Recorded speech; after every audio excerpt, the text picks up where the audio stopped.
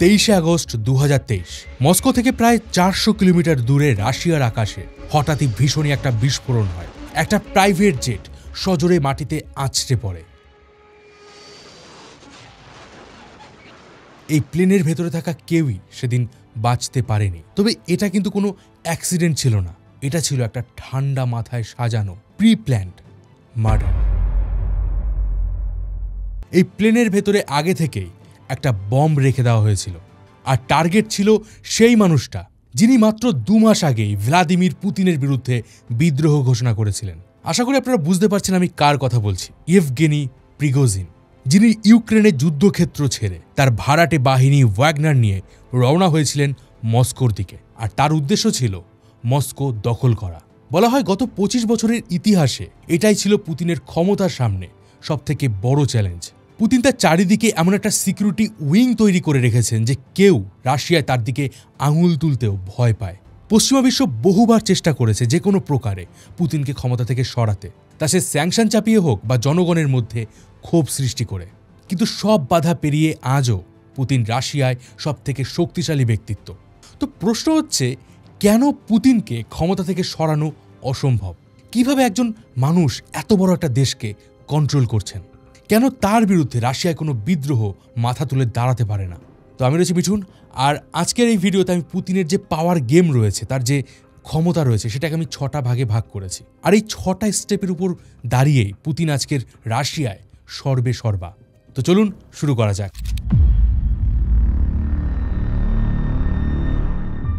KGB, Soviet ইউনিয়নের সবথেকে ভয়ানক স্পাই এজেন্সি। গুপ্ত হত্যা, ইনফরমেশন চুরি, সরকার বদল, আমেরিকার নাকের ডগায় বসে গোটা কোল্ড ওয়ার জুড়ে রাজত্ব করেছে কেজিবি। তাদের হাজার হাজার গুপ্তচর বিভিন্ন দেশে ছড়িয়েছিল, এমনকি তাদের গুপ্তচর রাশিয়ার ভেতরেও ছিল। ইভেন তারা সোভিয়েত ইউনিয়নের মিলিটারির উপরেও স্পাইং করত। আর এই সব কিছুর একটাই উদ্দেশ্য ছিল সোভিয়েত ইউনিয়নের প্রেসিডেন্টকে ক্ষমতায় টিকিয়ে রাখা।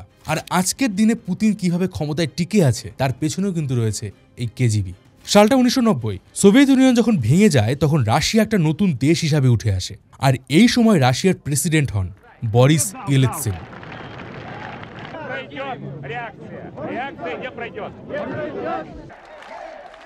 বরিস ক্ষমতায় আসতেই তিনি কেজিবিকে ভেঙে দেন আর অনেকগুলো আলাদা আলাদা এজেন্সি তৈরি করেন, যেমন এফএসবি, এফপিএস, এসভিআর, এফআইএস। এদের সবাইকে ডিফারেন্ট টাস্ক দেওয়া হয়। যেমন প্রেসিডেন্টের সুরক্ষার জন্য একটা টিম, ফরেন সিকিউরিটির জন্য একটা আলাদা টিম, আবার দেশের ভিতরে যে সিকিউরিটির পাওয়ার রয়েছে সেটাকে মেনটেন করার জন্য আলাদা একটা টিম। তবে 1990 সালের যে সময়টা, এই সময় এই প্রত্যেকটা এজেন্সি খুব দুর্বল হয়ে পড়েছিল এবং সোভিয়েত ইউনিয়নে তাদের যে পাওয়ার ছিল সেই পাওয়ারটাকেও কমিয়ে দেওয়া হয়েছিল। আর ঠিক এই সময়তেই রাশিয়ার যে স্পাই এজেন্সি ছিল এফএসবি, তার ডিরেক্টর হন ভ্লাদিমির পুতিন, যিনি একটা সময় কেজিবির অফিসার ছিলেন। আর এই এফএসবির যে কাজের ধরন, এটাও কিন্তু হুবহু কেজিবির মতোই ছিল। ইভেন তারা কেজিবির যে পুরনো বিল্ডিংগুলো ছিল সেগুলোই তারা ব্যবহার করত। এবার যে সময়ের কথা আমি বলছি, মানে 1990-এর দশক, এই সময় বরিস ইয়েলৎসিনের উপর রাশিয়ার জনগণ একেবারেই খুশি ছিল না। যে রাশিয়ার জনগণ গত প্রায় 100 বছর ধরে আমেরিকা এবং পশ্চিমা বিশ্বকে নিজেদের শত্রু মনে করত, তাদের সাথেই বরিস গিয়ে হাত মেলাচ্ছেন, ড্যান্স করছেন।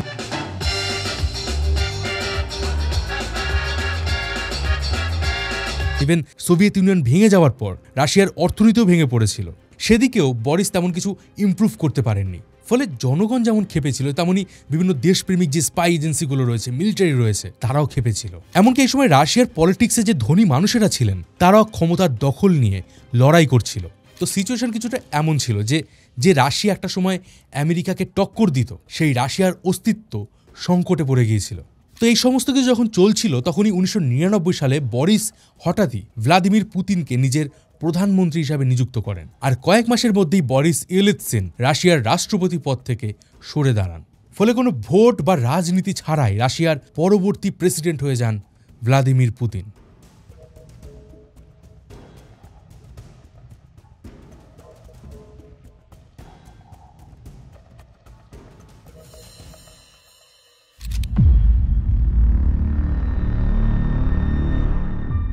পুতিন কোনো বাধা ছাড়া রাশিয়ার প্রেসিডেন্ট তো হয়েছিলেন, কিন্তু কয়েক মাস পরেই রাশিয়ায় ইলেকশন হওয়ার কথা ছিল, আর সেই ভোটে জেতার জন্য দরকার ছিল পপুলারিটি। কিন্তু সে সময় পুতিনের রাশিয়ায় তেমন একটা জনপ্রিয়তা ছিল না। আর ঠিক তখনই রাশিয়ায় এমন কিছু হয় যার ফলে সারা বিশ্ব জুড়ে ভ্লাদিমির পুতিন একটা পরিচিত নাম হয়ে যায়। 1999 সালের 4 সেপ্টেম্বর রাশিয়ার দাজেস্তানে একটা মিলিটারি অ্যাপার্টমেন্টে বম্ব ব্লাস্ট হয়, যাতে 64 জন রাশিয়ান মারা যায়। এরপর 9, 13, 16 তারিখ মস্কোর বিভিন্ন এলাকায় একের পর এক বম্ব ব্লাস্ট হয়, যাতে সব মিলিয়ে প্রায় 294 জন মানুষ মারা যায়। এ সময় গোটা রাশিয়া জুড়ে একটা ভয় এবং আতঙ্ক ছড়িয়ে পড়েছিল। আর রাশিয়ার সরকার এই আক্রমণের জন্য দায়ী করে চেচান নামে একটি প্রদেশকে, যারা রাশিয়া থেকে স্বাধীনতা চাইছিল। এই সময় পুতিন সেই চেচেনের বিদ্রোহীদের উপর ভীষণই কড়ায় স্টেপ নেন, টিভিতে লাগাতার ভাষণ দেন এবং নিজেকে রাশিয়ার একজন মসিহা হিসাবে প্রেজেন্ট করেন। Я, как и вы, с родными и друзьями, собирался выслушать слова приветствия президента России. আর এর ফলে তার জনপ্রিয়তাও লাগাতার বাড়তে থাকে। কিন্তু পরবর্তীকালে ওয়েস্টার্ন কান্ট্রিগুলো জানায় এই যে বম্ব ব্লাস্টগুলো হয়েছিল এটা আসলে পুতিনের কথাতেই হয়েছিল, যেটা তিনি তার গুপ্তচর সংস্থা এফএসবির মাধ্যমে করিয়েছিলেন, যাতে তিনি রাশিয়ায় তার একটা স্ট্রং ইমেজ তৈরি করতে পারেন। যদিও এর কোনো প্রমাণ পাওয়া যায়নি, কারণ 24 সেপ্টেম্বর মস্কোর রায়াজান শহরের একটা অ্যাপার্টমেন্টে স্থানীয়রা আরও একটা বম্ব খুঁজে পায়। পুলিশ টাইমলি এসে সেই বমটাকে ডিফিউজ করে, কিন্তু পরের দিন এফএসবি জানায় সেই বমটা নাকি তারাই রেখেছিল আর এটা তাদের ট্রেনিংয়ের একটা পার্ট ছিল। আর এখানে কিন্তু শেষ নয়, এখানে আরও একটা ইন্টারেস্টিং ফ্যাক্ট রয়েছে যেটা আমি রিসার্চ করে খুঁজে পেয়েছি। আলেকজান্ডার লিথভেনেঙ্কো, যিনি একজন এফএসবি অফিসার ছিলেন, তিনি একটা সময় রাশিয়া থেকে পালিয়ে ব্রিটেনে চলে যান। আর এই সময় তিনি পুতিন এবং তার সরকারের বিরুদ্ধে বেশ কিছু বই লিখেছিলেন, যার মধ্যে তিনি সরাসরি এই বম্ব ব্লাস্টের জন্য পুতিন সরকারকে দায়ী করেন। আর এই বই পাবলিশ হওয়ার কিছুদিনের মধ্যেই 2006 সালে তিনি মারা যান, আর তার মৃত্যুর কারণ ছিল বিষ। তবে এটা কিন্তু আবার যেমন তেমন বিষ নয়, এটা একটা তেজস্ক্রিয় পদার্থ যার নাম পোলোনিয়াম 210। এটা বিভিন্ন দেশের গুপ্তচর সংস্থা গুপ্ত হত্যার জন্য ব্যবহার করে। এর কোনো গন্ধ নেই, স্বাদ নেই, এমনকি এটা শরীরে ইনজেক্ট করার পর প্রথম 1 থেকে 2 সপ্তাহ টেরও পাওয়া যায় না।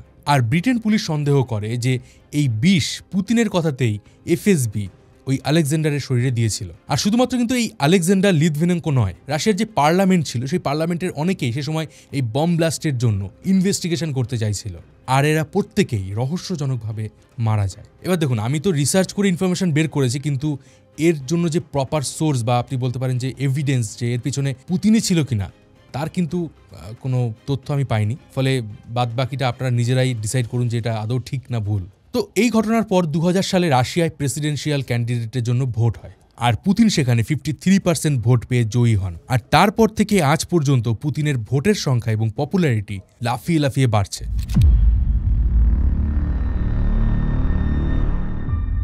তবে এই পথটাও কিন্তু এতটা সহজ ছিল না। পুতিন যখন ক্ষমতায় বসেন তার সামনে অনেকগুলো চ্যালেঞ্জেস ছিল।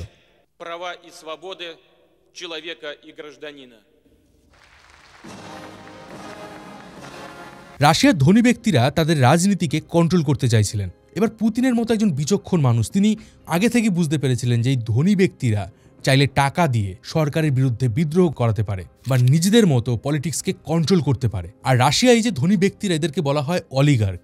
তো পুতিন বুঝে গিয়েছিলেন যে এই অলিগার্কদের যে করেই হোক নিজের দিকে টানতে হবে।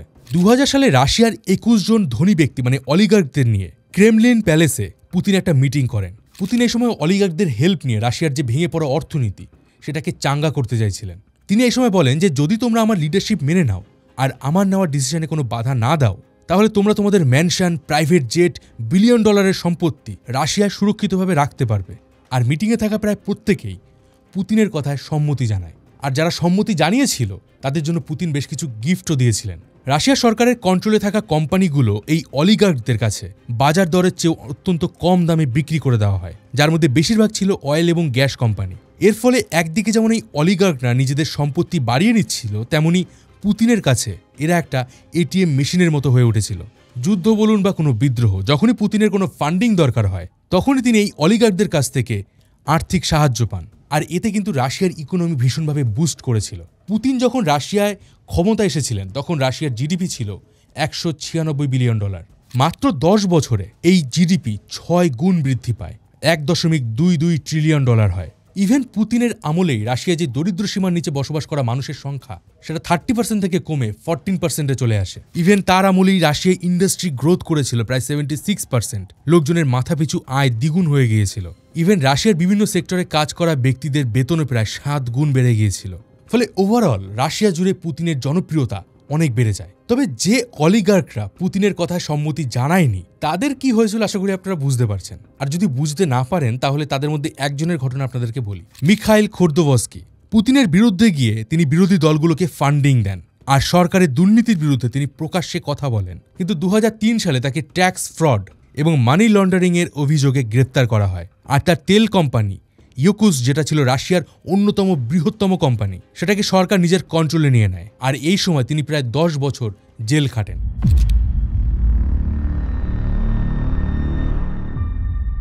রাশিয়া ভীষণই বড় একটা দেশ। এটা প্রায় 11টা টাইম জোন জুড়ে বিস্তৃত। ফলে বিশাল দেশকে একার হাতে কন্ট্রোল করা প্রায় অসম্ভব। তাই পুতিন প্রথম থেকেই জানতেন যদি তাকে ক্ষমতায় টিকে থাকতে হয় তাকে একটা সুগঠিত অ্যাডমিনিস্ট্রেটিভ স্ট্রাকচার বানাতে হবে যেটা শুধুমাত্র তার কথাই শুনবে। এফএসবিতে ডিরেক্টর থাকার সময় রাশিয়ার প্রত্যেকটা স্পাই এজেন্সিতে তার কন্ট্রোল চলে আসে। তিনি ক্ষমতা আসার পর রাশিয়ার সমস্ত গুপ্তচর সংস্থাগুলোকে আবারও একজোট করে এফএসবির আন্ডারে নিয়ে আসেন।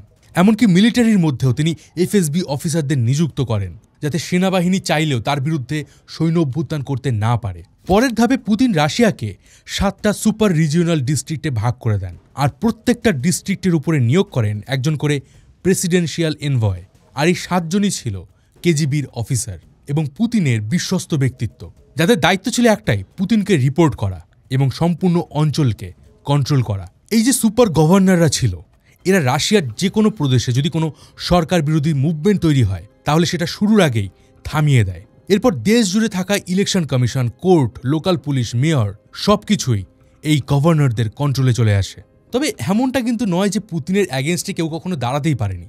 একজন ব্যক্তি পুতিনের অ্যাগেনস্টে দাঁড়িয়েছিল এবং সারা বিশ্ব জুড়ে আজও তার নাম রয়েছে, আর তার নাম হলো অ্যালেক্সাই নেভালনি।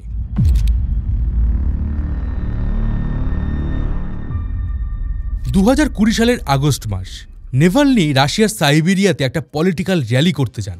কিন্তু যেদিন তিনি ফিরছিলেন 20 আগস্ট, সেদিন ফ্লাইটে ওঠার কিছুক্ষণের মধ্যেই তিনি অসুস্থ হয়ে পড়েন। প্লেনটাকে এমার্জেন্সি ল্যান্ডিং করানো হয়। হসপিটালে নিয়ে যেতেই ডাক্তার জানায় নেভালনি কোমায় চলে গেছে, তার আর বাঁচার চান্সই নেই। কিন্তু নেভালনির যে পরিবার তারা রাশিয়ার ডাক্তারদের বিশ্বাস করতে পারছিল না। তারা ইমিডিয়েটলি নেভালনিকে জার্মানিতে নিয়ে যায় আর সেখানে গিয়ে জানা যায় নেভালনির উপর একটা নার্ভ এজেন্ট নোভোচক গ্যাস দেওয়া হয়েছিল, যেটা এক প্রকার বিষ। নেভালনি এই সময় কোনো উপায় বেঁচে যান, কিন্তু এত কিছুর পরেও তিনি পুতিনের বিরুদ্ধে কাজ চালিয়ে যান। অসুস্থ থাকাকালীনই নেভালনি একটা ইউটিউবে ডকুমেন্টারি ভিডিও পাবলিশ করেন যার নাম ছিল পুতিনস প্যালেস, যেখানে তিনি দেখান যে পুতিন ঠিক কিভাবে দুর্নীতি করে নিজের জন্য একটা 8,000 কোটি টাকার প্যালেস বানিয়েছেন। এই ভিডিওটা ইউটিউব থেকে বহুবার রিমুভ করে দেওয়া হয়েছিল। আপনারা যদি ভিডিওটা দেখতে চান আমি ডেসক্রিপশনে লিঙ্ক দিয়ে দিচ্ছি, এই ভিডিওটা দেখার পর সেখান থেকে আপনারা গিয়ে দেখতে পারবেন। নেভালনি বহুবার পুতিনের উপরে এবং তার সরকারের বিরুদ্ধে বিভিন্ন ধরনের দুর্নীতির অ্যালিগেশন আনেন। ফলে শুরু থেকে তিনি কিন্তু পুতিনের একেবারে ওই হিট লিস্টে ছিলেন। আর তার উপরে এই ধরনের ডকুমেন্টারি পুতিনকে ভীষণ পরিমাণে এম্বারেস করেছিল। নেভালনি সুস্থ হতেই তিনি আবারও রাশিয়ায় ফেরেন, কিন্তু এবার সরকার তার উপরে বেশ কিছু অ্যালিগেশন আনে এবং তার উপর বেশ কয়েকটা কেসও করে এবং শেষ পর্যন্ত তাকে অ্যারেস্ট করে সাইবেরিয়ার একটি কুখ্যাত জেলে পাঠানো হয়। আর সেই জেলেই 2024 সালে নাভালনি অস্বাভাবিকভাবে মারা যান। তবে নাভালনির মনে এই যে পুতিন বিরোধিতা, এটা কিন্তু একদিনে আসেনি। এর পেছনেও পুতিনেরই অন্য আর একটা কাজ রয়েছে, যার মাধ্যমেও তিনি আজকের দিনে ক্ষমতা টিকিয়ে রাখতে পারছেন।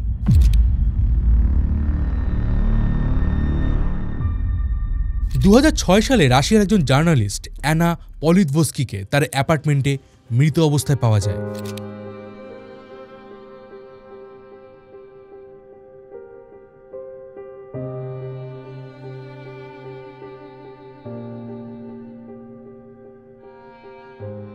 রাশিয়ার জার্নালিস্টদের মধ্যে ইনি প্রথমবার পুতিনের বিরুদ্ধে কথা বলেছিলেন। আর এই অ্যানা ছিলেন নাভালনির একজন ফ্রেন্ড। অ্যানার অস্বাভাবিক মৃত্যুই নাভালনিকে পুতিনের বিরুদ্ধে নিয়ে গিয়েছিল। পুতিন ক্ষমতা টিকে থাকার জন্য মিডিয়াকেও নিজেদের কন্ট্রোলে নিয়ে আসেন। 2000 সালে পুতিন ক্ষমতা আসার পর তিনি ইন্ডিপেন্ডেন্ট মিডিয়া, বিশেষ করে এনটিভি নেটওয়ার্কের বিরুদ্ধে ব্যবস্থা নিতে শুরু করেন, যার মালিক ছিলেন ভ্লাদিমির গুসিনস্কি। ইনিও কিন্তু একজন অলিগার্ক ছিলেন এবং ইনি পুতিনের সামনে নিজের মাথা নত করেননি। পরবর্তীকালে তাকে দুর্নীতি এবং বিদেশে অর্থ পাচার ইত্যাদির অভিযোগে গ্রেপ্তার করা হয় এবং তার বিরুদ্ধে এফএসবি তদন্ত শুরু করে। আর এরপরেই রাশিয়ার গ্যাসপ্রোম মিডিয়া গুইনিস্কির মিডিয়া কোম্পানি 50% শেয়ার কিনে নেয় এবং গুইনিস্কিকে তার কোম্পানি ছেড়ে দিতে বাধ্য করে। After 7 years working for Russia's most vibrant journalistic enterprise, many refused and signed letters of resignation instead. আর 2001 সালেই গুইনিস্কি রাশিয়া ছেড়ে স্পেন হয়ে ইসরায়েলে চলে যান। তার অন্যান্য যে সমস্ত মিডিয়া হাউসগুলো ছিল, যেমন ইত্তগি, সেগোজনা, এই পত্রিকাগুলোকে বন্ধ করে দেওয়া হয়। ক্ষমতায় টিকে থাকার জন্য পুতিনের শেষ যে চালটা রয়েছে সেটা হচ্ছে সংবিধান বদল। রাশিয়ার সংবিধানের 81 নম্বর ধারায় বলা হয়েছে কোনো ব্যক্তি পরপর দুবারের বেশি প্রেসিডেন্ট হতে পারবেন না। পুতিন প্রথমবার প্রেসিডেন্ট হয়েছিলেন 2000 সালে, তার টার্ম শেষ হয় 2004-এ, তার সেকেন্ড টার্ম শুরু হয় 2004 এবং সেটা শেষ হয় 2008-এ। কিন্তু এরপর তিনি নিজেকে রাশিয়ার প্রধানমন্ত্রী ঘোষণা করেন এবং তার বিশ্বস্ত ব্যক্তি দিমিত্রিকে প্রেসিডেন্ট বানান, যার টার্ম শেষ হয় 2018 সালে। 2020 সালে রাশিয়ার সংসদে একটা সংবিধান সংশোধনী বিল পাশ করা হয়, যেখানে 81 নম্বর যে ধারাটা ছিল সেখানে একটা পয়েন্ট যোগ করা হয়, অর্থাৎ এর আগে যে সমস্ত প্রেসিডেন্টরা ছিলেন তাদের টার্ম রিসেট করে দেওয়া হবে, অর্থাৎ 2024 সাল থেকে আবার নতুন করে তাদের টার্ম শুরু হবে। এর ফলে পুতিন 2032 সাল পর্যন্ত নিজে রাশিয়ার প্রেসিডেন্ট হিসাবে থাকতে পারবেন। তো আশা করি বুঝতে পারছেন যে পুতিন নিজের কূটনৈতিক চালে ঠিক কিভাবে রাশিয়ায় একটা ডেমোক্রেসির পাশাপাশি একনায়কতন্ত্র চালাচ্ছেন। আচ্ছা, পুতিনের এই রাজনীতি নিয়ে আপনার কি মতামত কমেন্ট করে অবশ্যই জানান। রোমানিয়ার একজন প্রেসিডেন্ট যাকে লাইভ টিভিতে হত্যা করা হয়েছিল, কি করেছিলেন সেই শাসক? বিস্তারিত জানতে এই ভিডিওটা দেখুন। আমি ছিলাম মিঠুন আপনাদের সাথে, আপনারা দেখছিলেন রোমাঞ্চপিডিয়া। দেখা হবে পরের ভিডিওতে, ততদিন ভালো থাকবেন, সুস্থ থাকবেন।